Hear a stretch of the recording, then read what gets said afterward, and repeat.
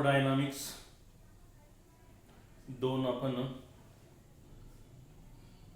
दोन पिरियड यामध्ये अगोदर पाहिलेले आहेत L1 L2. आता आज आपण पुढचा पार्ट घेऊया. थर्मोडायनामिक्स मधले कन्सेप्ट आपण शिकतो आहोत नाही का. तर त्यामध्ये आपण सिस्टीम म्हणजे काय, सराउंडिंग म्हणजे काय, open system, closed system, isolated system, state of a system, state function म्हणजे काय, आणि आता प्रोसेस कडे आपण आलो होतो. प्रोसेस म्हणजे काय म्हटलं होतं आपण, it is the path or operation by which a system changes from one state to other state. एखादी प्रोसेस घडत असताना त्यावर कोणत्या कंडिशन लादलेल्या आहेत, कोणत्या प्रकारे आपण तो बदल घडवून आणतो आहोत, तर याला आपण प्रोसेस म्हटलेलं आहे आपल्या भाषेमध्ये. मग याचे जवळजवळ 7 प्रकार पडतात. त्यातले 2-3 आपण घेतले होते. पहिला प्रकार आहे आयसोथर्मल प्रोसेस. काय व्याख्या सांगितली होती मी याची? Isothermal, it is the process which is carried out at constant temperature or during each step of the process temperature does not allow to change. अशा पद्धतीनं बदल घडवून आणायचा आहे आपल्याला की जिथे तुम्हाला टेम्परेचर बदलू द्यायचं नाही. उदाहरणार्थ एखादा आईस टब घेतला आपण, आईस वगैरे आहे, साधारणतः त्याचं टेम्परेचर 0 डिग्री सेंटीग्रेड आहे, आणि आपण एखादी रासायनिक अभिक्रिया जर त्या आईस टब मध्ये घडवून आणली तर साधारणतः 10 मिनिट 15 मिनिट रिॲक्शनला जर लागत असतील तर ते टेम्परेचर बदलणार नाही थोडक्यात.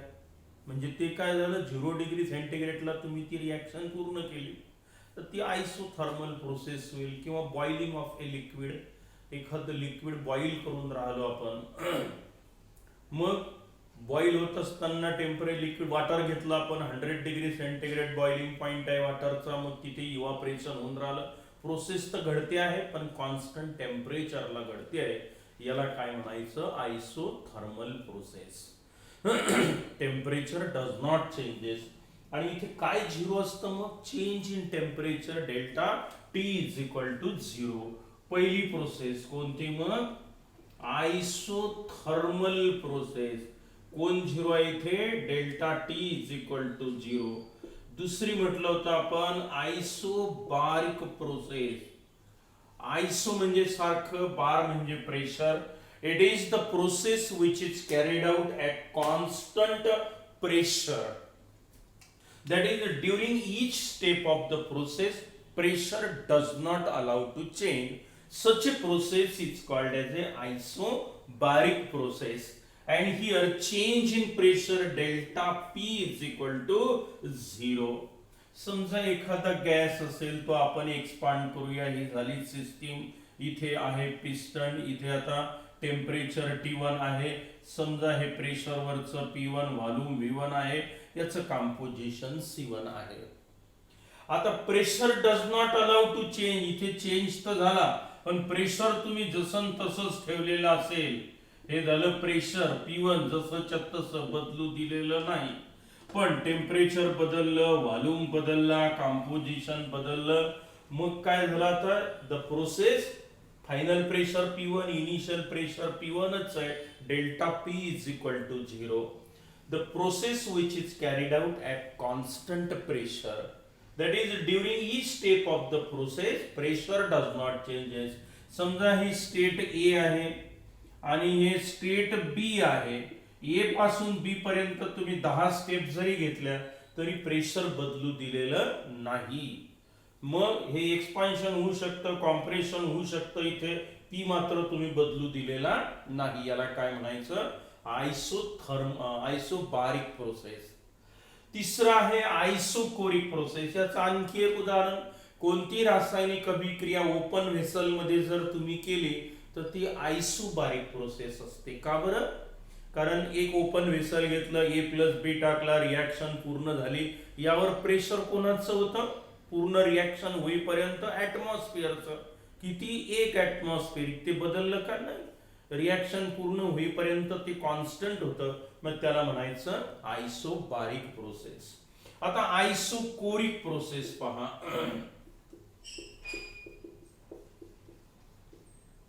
Isochoric process, here change in volume delta V is equal to 0. म्हणजे काय? It is the process in which volume does not changes or change in volume delta V is equal to 0. Such a process is called as a isochoric process. It is a process which is carried out at constant volume. During each step of the process, volume does not changes. For example, any chemical reaction taking place in a closed vessel. आता closed vessel जर असेल तर याचा volume इथे V1 असेल तर इथे पण V1च असेल, तो बदलणार नाही. मग pressure P1, volume V1, composition C1, temperature T1 changes झाले. गॅसचं स्वतःचं प्रेशर म्हणू शकता तुम्ही त्याला. कंपोजिशन बदललं, प्रेशर बदललं, टेम्परेचर बदललं, फक्त काय बदललं नाही? व्हॉल्यूम बदलला जर नसेल तर त्याला काय म्हणायचं? Isochoric process. इथपर्यंत तर आपण आलोच होतो. मग एका एका वाक्यात डेफिनेशन चालते. The process which is carried out at constant temperature called as A isothermal process. The process which is carried out at constant pressure called as a isobaric process, and the process which is carried out at a constant volume called as a isochoric process. आणि आता एक चौथी process अतिशय महत्वाची समजल्या जाते, ॲडिएबॅटिक process. ॲडिएबॅटिक process. आता ही काय आहे पहा. It is the process in which heat energy does not allow to enter or to leave the system, then such a process is called as a adiabatic process. The process in which heat energy remain constant, or it is the process which is carried out at constant heat content called as a adiabatic process. दोन्ही पद्धतीने सांगतो काय आहे तर दोन्ही definition चालू शकतात. आता अगोदर एक्झाम्पल घेऊया म्हणजे तुम्हाला या प्रोसेसची डेफिनेशन समजेल. आता मी काय करतो, एक आयसोलेटेड सिस्टीम घेतो. डेफिनेशन आठवते आयसोलेटेडची काय? It is the process it is a system in which heat energy does not allow to enter or to leave the system called as a isolated system. हे इन्सुलेटर असेल, आतली heat energy बाहेर येणार नाही, बाहेरची एनर्जी आत जाणार नाही.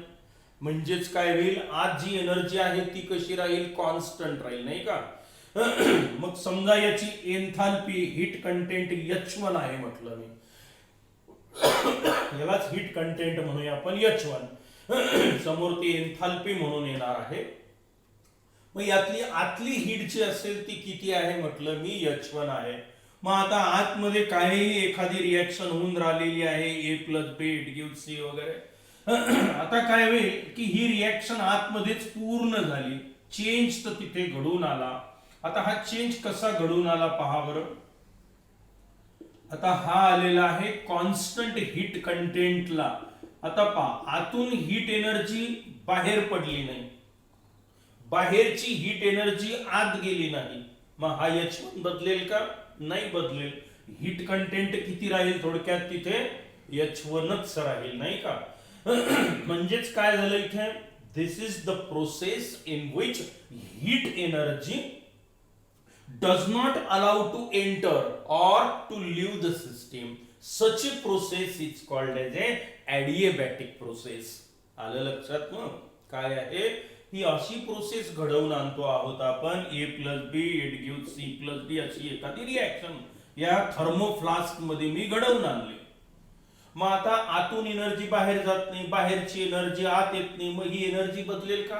आत जेवढी होती तेवढीच राहील, कारण एनर्जी तयार होत नाही, एनर्जी नाहीशी होत नाही. पहिल्याच दिवशी मी तुम्हाला सांगितलं होतं. म्हणजे आता the process which is carried out at constant heat content, आत जेवढी हीट होती त्याच्याच भरोशावर हा चेंज झाला, ती बदललेली नाही. म्हणून तुम्ही ही व्याख्या कशी करायची आता? The process which is carried out at constant heat content, किंवा the process in which heat energy does not allow to enter or to leave the system. Such a process is called as a adiabatic process. मग आता इथे change in heat content किती राहील मुलांनो? H1 minus H1, कारण heat energy आतली बदललेली नाही, आतून बाहेर गेली नाही, बाहेरून आत आली नाही, जेवढी होती तेवढीच आहे. मग H1 minus H1 delta H, change in heat content किती झालं इथे? 0. आता या रिएक्शन मध्ये आज जर एक्झोथर्मिक असेल तर टेम्परेचर वाढेल, एंडोथर्मिक असेल होऊ शकतं टेम्परेचर कमी होईल, टेम्परेचर बदलू शकतं. इथे change in temperature delta T is not equal to 0 आणि आयसोथर्मल मध्ये कोण असतं? Delta T is equal to 0. हा सगळ्यात महत्वाचा बदल आहे. इथे आयसोथर्मल मध्ये चेंज इन टेम्परेचर 0, टेम्परेचर बदलू देत नाही, इथे बदलू शकतं आतमध्ये. कोण कॉन्स्टंट आहे इथे? हीट कंटेंट कॉन्स्टंट आहे. हा मुख्य फरक या दोन प्रोसेस मध्ये आहे, बरोबर आहे. त्यानंतर पाचव्या प्रोसेस कडे आपण जाऊया, आपला सायक्लिक प्रोसेस. सायक्लिक प्रोसेस आता त्याच्या नावातच आहे, a system undergo several changes and finally come back to its initial state, then the process is called as a cyclic process. समजा ए सिस्टम स्टेट ए आहे, temperature T1, pressure P1, volume V1, composition C1. A system undergo several changes, A to B, B to C, C to D, D पासून E पर्यंत गेले, हे F आलं आणि a system come back finally to its initial state, then the process is called as a cyclic process. System मध्ये भरपूर changes झाले, ए पासून बी पर्यंत, बी ची स्टेट सी झालं, state D, state E, state F, आणखी काही होतील, पण फायनली ती सिस्टीम आता जर पहिल्या ठिकाणी गेली असेल म्हणजे मूळ व्हॉल्यूम, टेम्परेचर, प्रेशर, कंपोजिशन सगळं काय झालं जसं तसंच आहे, पण चेंजेस होत गेले. परंतु काय झालं आता इथे system changes, system undergoes several changes but finally it will come back to its initial state, then the process is called as a cyclic process. मग here change in temperature delta T किती होईल? final temperature minus initial temperature, बरोबर आहे की नाही? Delta P change in pressure किती होईल? इथे पण 0 होईल. अशा प्रोसेसला म्हणायचं आहे सायक्लिक प्रोसेस. इथे change in heat energy, enthalpy वगैरे हे सगळे 0 असतात. Delta H is equal to 0, delta E 0, delta हे येणार आहे E म्हणजे एनर्जी, H म्हणजे एन्थाल्पी, हे सगळे कंटेंट 0 असतात. इथे वर्क डन हे 0 असू शकतं किंवा वर्क येऊ पण शकतं, because work depends on the path of the process. या सिस्टीम मध्ये काही ठिकाणी वर्क 0 भरेल, परंतु काही ठिकाणी तुम्ही कोणत्या कंडिशन लादलेल्या आहेत सिस्टीमवर, जर त्या पद्धतीनं जाताना वेगळं येताना वेगळ्या कंडिशन लागल्या तर मात्र इथे वर्क मिळू शकतं. वर्क डन मे और may not be 0 in the cyclic process. Cyclic process मध्ये वर्क डन 0 असू शकेल, कदाचित ते 0 असू शकणार नाही. समोर त्याचं एक्सप्लेनेशन जेव्हा येईल तेव्हा मी सांगेल. आता तूर्त फक्त एवढं लक्षात ठेवा, वर्क डन W मे और मे नॉट बी 0 असू शकतं 0 किंवा नसूही शकतं 0. मग आता ह्या 5 प्रोसेस पहावर एकदा लक्षात आल्या का? आयसोथर्मल म्हणजे काय? The process which is carried out at constant temperature. Isobaric the process which is carried out at constant pressure. Isochoric the process which is carried out at constant volume. Adiabatic, it is the process in which heat energy does not allow to enter or to leave the system, delta H equal to 0 but delta T is not equal to 0. आणि cyclic process मध्ये a system undergoes several changes and finally it will come back to its initial state, then such a process is called as a cyclic process. ठीक आहे, 5 process आपल्याला आता इथपर्यंत माहिती झाल्या, काही अडचण नसावी. आता आपण आणखी 2 वेगळ्या प्रोसेस कडे जाऊया थर्मोडायनामिक्सच्या, ज्याचं काम पडणार आहे आपल्याला समोर. काम तर याचंही पडणार आहे, बरोबर आहे. आता जाऊया आपण रिव्हर्सिबल आणि इरिव्हर्सिबल प्रोसेस कडे. रिव्हर्सिबल आणि इरिव्हर्सिबल प्रोसेस कडे.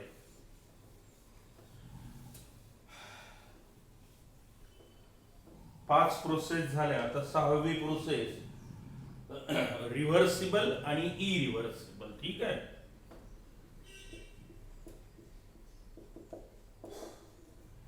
ही सहावी प्रोसेस आणि सातवी प्रोसेस आहे इरिव्हर्सिबल. त्याच्या नावात तर तसं दिलेलंच आहे. ठीक आहे. पण आता डेफिनेशन बघूया आपण. आता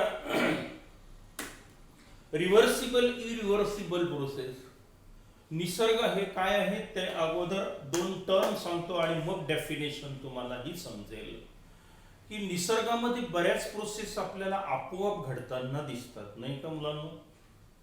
कोणत्या कोणत्या? उदाहरणार्थ पहा, flow of heat energy from high temperature to low temperature. काय? उष्णतेचं वहन कुणीकडून कुणीकडे होतं? हाय टेम्परेचर कडून लो टेम्परेचर कडे होतं. नॅचरल प्रोसेस आहे. किंवा flow of water from higher level to lower level, natural process आहे.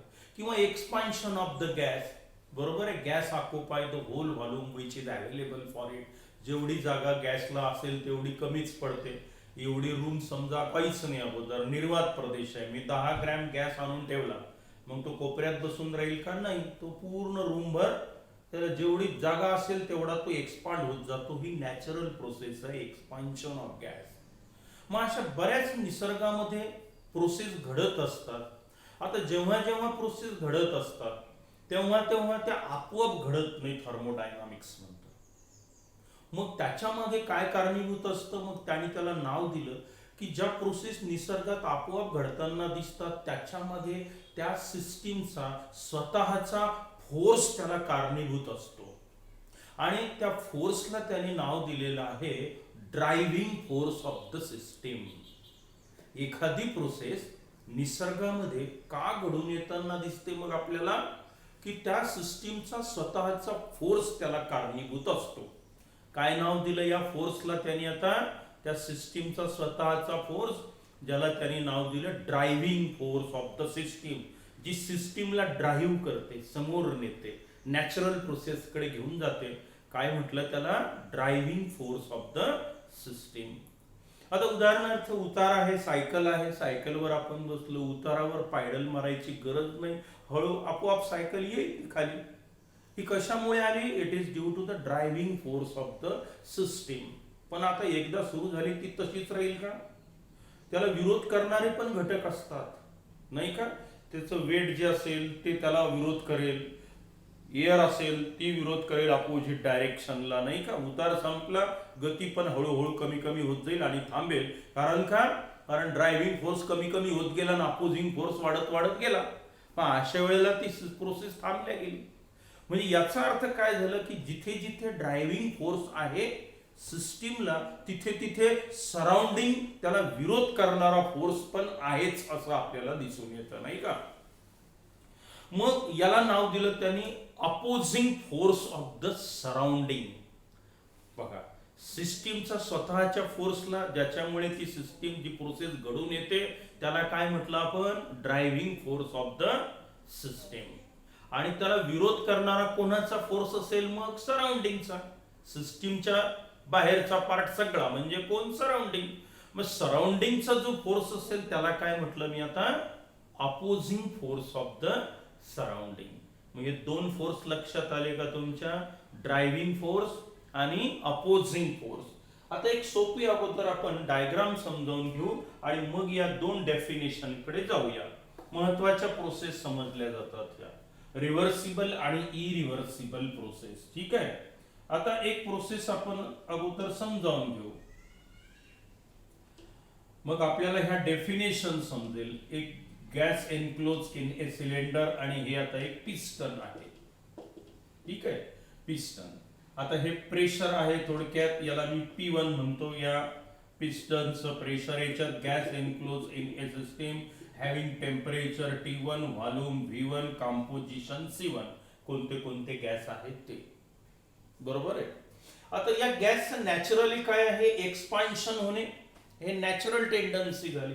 म्हणजे थोडक्यात काय, तर हा गॅस एक्सपांड होणे ही नॅचरल टेंडन्सी. आता मी काय केलं, हा गॅस थोडक्यात इथून इथपर्यंत असा एक्सपांड झाला, काही बिघडलं का? हे पहा इथून इथपर्यंत कशामुळे झाला, तर हे हा जो बदल झाला expansion of the gas natural process, या पिस्टनला वर ढकललेला आहे. हा ढकलणारा फोर्स वर जो असेल त्याला काय म्हणू आपण आता, ड्रायव्हिंग फोर्स. कोणाचा फोर्स आहे हा? Driving force of the system. सिस्टीमने अप्लाय केलेला फोर्स आहे. हे झालं expansion of the gas natural process. या पिस्टनला वर ढकललेला आहे, गॅस एक्सपांड झाला. आता तो एक्सपांड होतच राहील का? नाही. दोन प्रेशर जेव्हा सारखे झाले तेव्हा काय झालं, इथे आलं, इथे प्रोसेस थांबली. आता हे इथून इथे आल्यानंतर थांबली थोडक्यात प्रोसेस. कारण का? कारण दोन प्रेशर, हे प्रेशर सारखं झालं. आता प्रोसेस घडणार नाही समोर, त्याला विरोध करण्यात आला. हा जो याला विरोध करणारा फोर्स असेल हे कोण आहे?